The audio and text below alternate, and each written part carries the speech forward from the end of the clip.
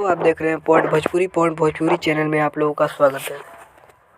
दोस्तों बता दें कि आज खेसारी लाल यादव के मूवी फरिश्ता का फर्स्ट लुक रिलीज हुआ है।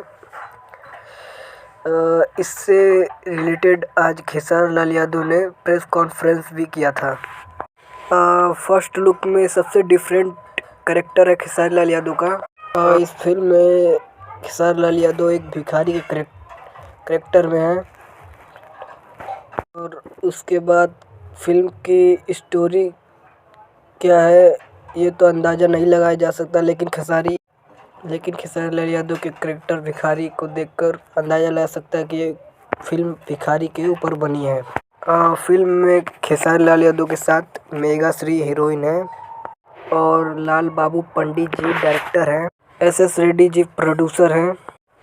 वेव म्यूजिक से इस फिल्म के ट्रेलर को बहुत जल्दी आप लोगों के बीच में रिलीज किया जाएगा।